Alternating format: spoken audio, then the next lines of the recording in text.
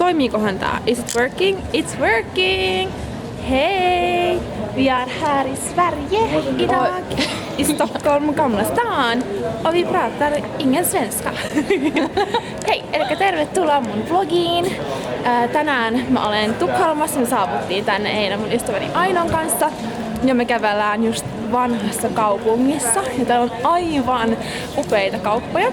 Ja mä ajattelin, että se voisi olla kiva näyttää teille vähän tätä paikkaa ja kertoa minkälainen reissu meillä on täällä ollut. Me saavuttiin tänne eilen ja tällä hetkellä me kävellään vanhassa kaupungissa. Ja niin kuin näkyy, täällä on paljon ihmisiä, aivan upeita kauppoja. Welcome ja toivottavasti nautitte. Eli tällä hetkellä me ollaan Kungliga Slotterissa.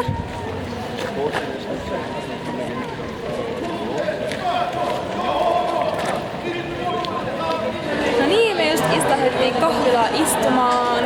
Me ollaan kävelty nyt varmaan pari tuntia. Eksyttiin, mutta löydettiin jonnekin, minne pitikin ehkä löytää jossain vaiheessa päivää.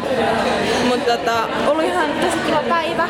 Sitten on vielä paljon nähtävää. Me halutaan käydä vielä muutamassa lounaspaikassa ja kahvilassa ja sitten me halutaan kans vähän shoppailla.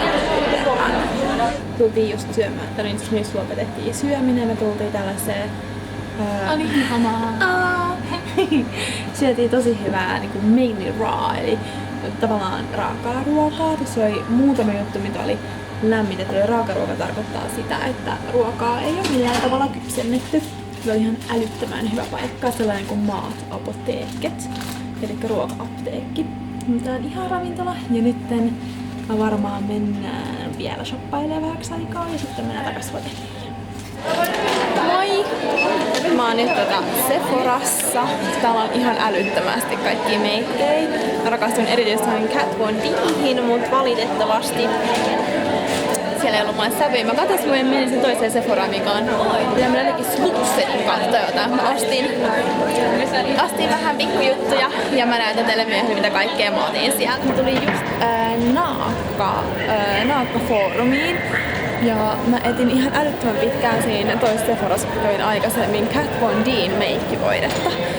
Se on sellainen meikkivoide, että mä haluan kokeilla ihan älyttömän pitkään, niin mä kokeilen, että se löytyisi nyt sitten täältä. Mä jäin vahingossa 5 pysäkkiä liian aikaisin, mutta I am here finally. Ja nyt mä näytän teille vähän, miltä se Sephora näyttää täällä.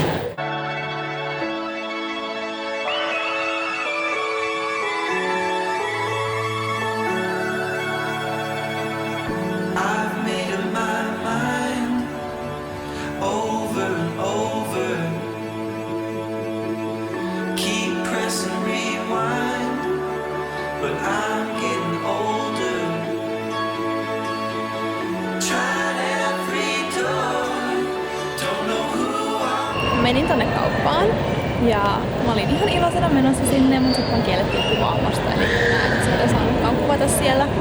Mut mä löysin yhden asian. Se Kat Von Din meikkivoide valitettavasti oli loppu, mutta mä löysin sellaisen concealerin, mikä on Narsilta. Niin sitä mä oon ihan sikapitkään halunnut kokeilla. Niin mä kokeilen sitä, mä kerron teille heti minkälainen se on. Ja nyt musta tuntuu, että mä aion kierrellä muutamassa kaupassa, mitä tää löytyy. Ja koska tänne kesti niin pitkä aika tulla. Mulla saa olla, kun täytyy sanoa tästä näin. Toi Sephoran liike on ihana, mutta tää Naak-foorumin palvelu oli vähän kummallista. Jotenkin sä tiedät sen tilanteen, kun sä saat palvelua, mut sit kuitenkin sulla on sellainen olo, että sä teet jotain väärin. Anteeksi, mä tulen häiritsemään, että mä oon niinku asiakkaana täällä. Sori, että mä kuitenkin tiesin, mitä mä haluun, mä tiesin kaikki sävyt. Mut se kohtelu on jotenkin tosi kummallista. Mut joo, ihan sama. Mä sain sen, mitä mä halusin ainakin osittain. Ja nyt mä aion kiertää täällä vielä muutamassa kaupassa. Ja sitten mä lähden takas hotellille päin. Vihdoin ja viimein mä saan mun päikkärit. Yes. Hello! Meillä on second day meneillään.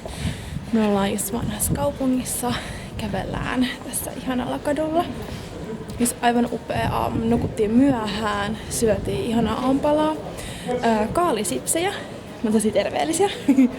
Ja sitten käytettiin vihreät smoothiet. Ja nyt me koetaan katsoa semmoinen, että olisi joku tosi kiva kahvila, mihin voidaan istahtaa ja juoda jotkut cappuccinot. Mut joo, mä halusin näyttää teille vähän, miltä täällä näyttää.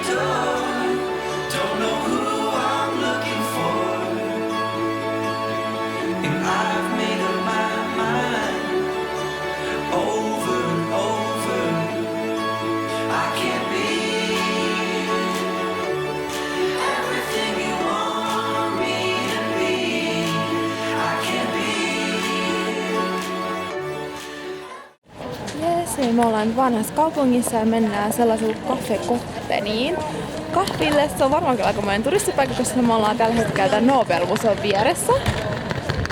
Mikä on muuten tosi hyvä museo, kannattaa ehdottomasti käydä siellä.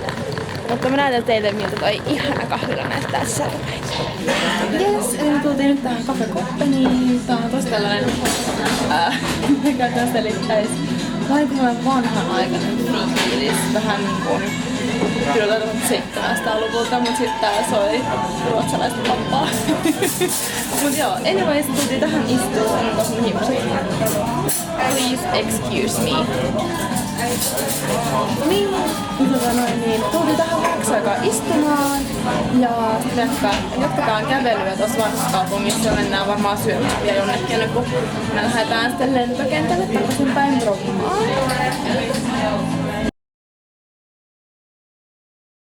Koetaan ottaa kivaa kuvaa Ainon kanssa. It ain't easy. Kaiken pitää olla. Näyttääpä kivalta. Elikkä nyt tultiin... Minne me tultiin? Hermitakeen, eli tää on sellainen vege-ravintola. Ja tää on niinku buffet-meiningillä, eli täällä on aivan älyttömästi syötävää ja kaikki on vegea. Ja tää sijaitsee vanhassa kaupungissa ja tää sepe. Mä oon itse aika yllättynyt. Tosi kiva tästä.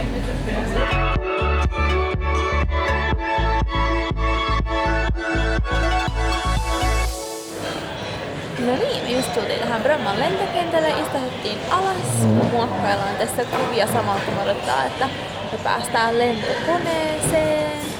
On kyllä silleen väsynyt olo, ihana päästä kotiin. Ollut kyllä ihan älyttömän kiva matka. Mut joo, tää Bromman lentokenttä on tosi suht pieni, mut ihanan rento. Täällä on tosi kiva hengailla ja nyt vaan chillaillaan tässä ja odotetaan lentokoneeseen pääsyä. Kävellään lentokoneeseen. Mä oon niin väsynyt, mä voisin nukahtaa. Ihanaa päästä vihdoin viimein kotiin. Tiedätkö niitä hetkiä, kun ajattelet, että ei vitsi, että sä voisit ottaa kuvan jossain paikassa, mutta sä et kehtaa? Musta tuntuu, että nyt me kehtataan.